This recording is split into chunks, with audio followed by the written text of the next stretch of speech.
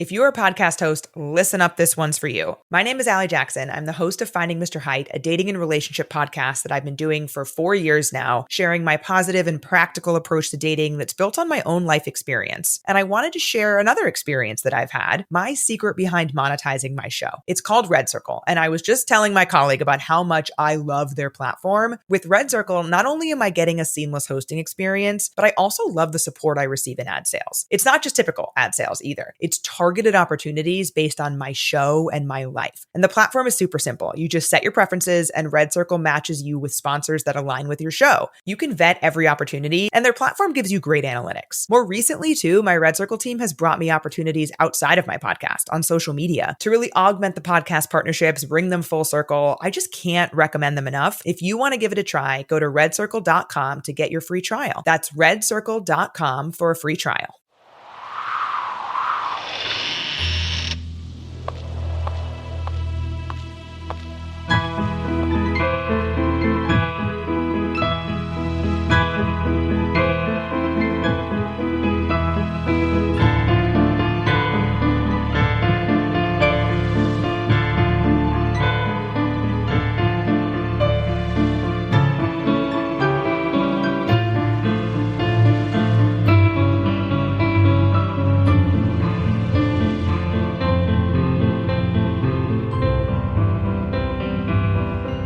Things with Wings Productions, with the support of Whimsical Productions and Collected Sounds, presents the Skylark Bell Fantome Friday.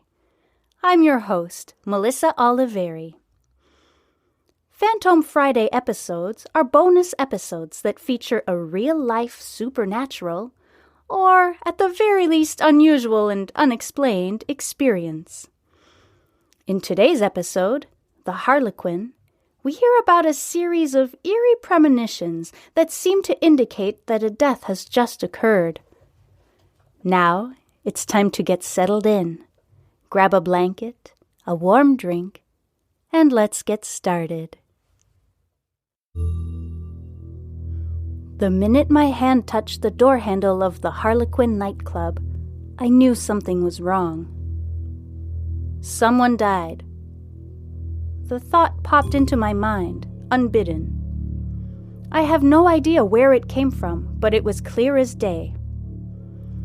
I pulled on the handle, only to find the door to be locked tight. It was a Tuesday night in January, typically not a busy time for the bar to be open, but it was always open nonetheless. I was standing outside in the frigid Quebec City winter with a handful of friends, now wondering what we should do.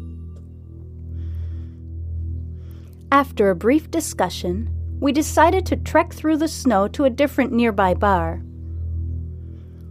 We enjoyed a few drinks on the main floor, chatting and laughing, but the heavy feeling in the pit of my stomach stayed with me the entire night. As we were about to leave, I decided to head to the lower level where a friend of mine was a DJ. He was between songs, so I went to say hello and asked if he knew why the Harlequin Club was closed. He got a sad look on his face and told me that one of our mutual friends who worked there had passed away suddenly the night before. I can still recall the ringing in my ears. A swirl of thoughts entered my mind. Then a specific memory came back to haunt me. 2 nights prior, I had been at the bar. It was very busy, and my friend was racing to keep up with orders. I had just gotten a new job and was excited to share the good news because he knew I was struggling at my previous job.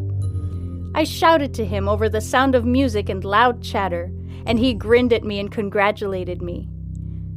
He then held up his finger and said, "Give me a minute." I waited a brief moment, but he was so busy and it was so loud in there and I needed to get home, so I left. I distinctly remember thinking, I'll see him tomorrow.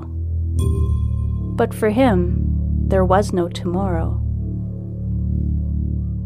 My next thoughts flew to 2 events that had occurred within a week of each other about 2 years prior, when I was still living at home with my parents. We lived out in the country, And one night, we were driving home from town down the long, dark country road. It was about a 30-minute drive, and I was sitting quietly in the back seat. We were going to stop at a family friend's house to grab a house key, which I had left there after going on a horse ride with her the day before. As we were nearing the turn to go to her house, I had a sudden thought of, someone has died. Out of nowhere. I sat up in the back seat and looked out the window at the pitch-black fields and forests all around. Where had that thought come from? I shook off the eerie feeling the thought had brought on as we pulled up to our friend's house. My parents told me to run to the back door and grab the key while they waited in the car, since it was so late and we all wanted to get home. I knocked on the door, and the tearful woman opened it and handed me my key. I asked her what was wrong, and she told me her husband had just died. His body was still out in the field, and she was waiting for the authorities to come. Of course, I was shaken, not only by the news, her husband was a lovely man, but by the fact that I had a premonition about it just a few minutes prior. About 1 week later, as I was riding the bus to school, I suddenly had the same thought. Somebody has died. I remember the sinking feeling in my stomach and hoping against hope that it was a coincidence, that I was imagining things. The rest of the bus ride felt interminable. Finally, I got to school and went to my first class of the day, theater. The teacher was a funny, expressive, kind man, and I always looked forward to his class. On this day, however, I walked into his room to find him very somber and quiet. Once all the students had arrived, he sat us in a circle and informed us that the father of one of our classmates had passed away suddenly the night before. 3 premonitions about 3 sudden deaths. There was only one other somewhat similar instance, where I was sitting in the passenger seat of a car going through a busy intersection, and as we waited at the red light, I saw a man walking on the sidewalk, and out of the blue the thought, "He's going to die," came into my mind. He was a younger man. I didn't know him. I have no idea what happened to him. Perhaps he's in his 50s or 60s and living a happy life now. But based on my other 3 experiences, I can't be quite sure. I often wonder, if I was with someone and out of nowhere a similar thought came to me, would I tell them? Should I tell them? What would you do? Thank you so much for listening. This concludes our monthly Fantome Friday episodes for Season 1 of the Skylark Bell podcast. But don't despair. I've got some spooky episodes lined up for the next month. Before I go, I'd like to thank Fate and Starling Publishing for this fantastically eerie story, and Cannell for composing equally fantastic and eerie music for this podcast. If you enjoy Fantome Friday, please consider supporting my work by either becoming a Patreon subscriber, contributing to my tip jar, or leaving a rating and a review. Any one or a combination of these things is incredibly helpful and very much appreciated. You can find all necessary information on my website at www.theskylarkbell.com. Thank you.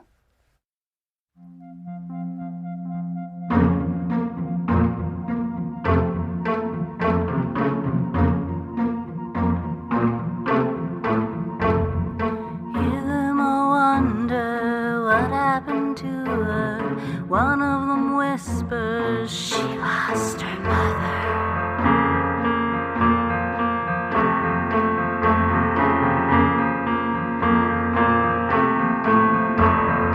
Pack up the furniture, toys and life, change language, families and city lines.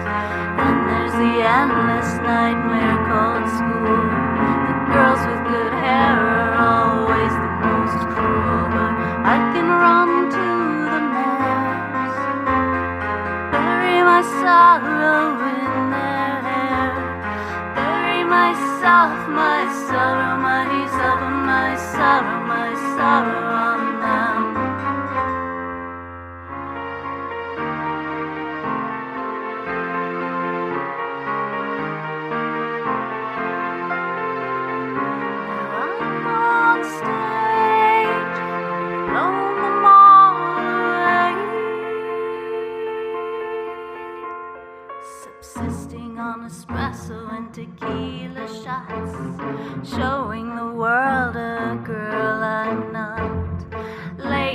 its bright lights kaleidoscope. I feel alive, I feel alive, I feel alive, I feel alive, I feel alive, I feel alive, I feel alive, I feel alive, I feel alive, I feel alive, feel alive, I feel alive, I feel alive, I feel alive, feel alive, I feel alive, I feel alive, I feel alive.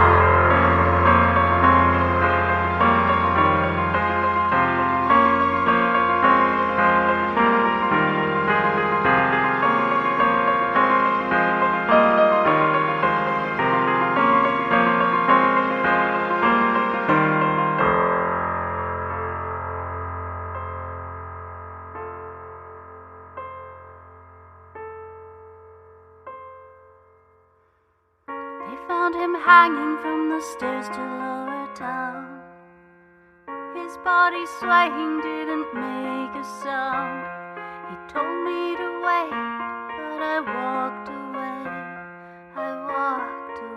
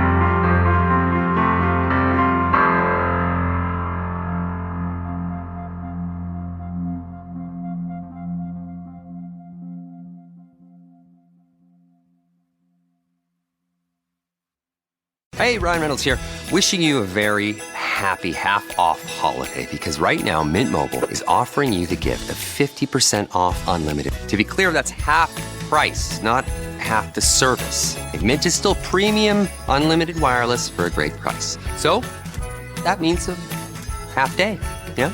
Give it a try at mintmobile.com/switch.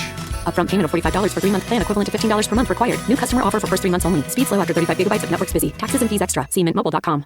If you're a podcast host, listen up, this one's for you. My name is Allie Jackson. I'm the host of Finding Mr. Height, a dating and relationship podcast that I've been doing for 4 years now, sharing my positive and practical approach to dating that's built on my own life experience. And I wanted to share another experience that I've had, my secret behind monetizing my show. It's called Red Circle, and I was just telling my colleague about how much I love their platform. With Red Circle, not only am I getting a seamless hosting experience, but I also love the support I receive in ad sales. It's not just typical ad sales either. It's targeted opportunities based on my show and my life. And the platform is super simple. You just set your preferences and Red Circle matches you with sponsors that align with your show. You can vet every opportunity and their platform gives you great analytics. More recently too, my Red Circle team has brought me opportunities outside of my podcast on social media to really augment the podcast partnerships, bring them full circle. I just can't recommend them enough. If you want to give it a try, go to redcircle.com to get your free trial. That's redcircle.com for a free trial.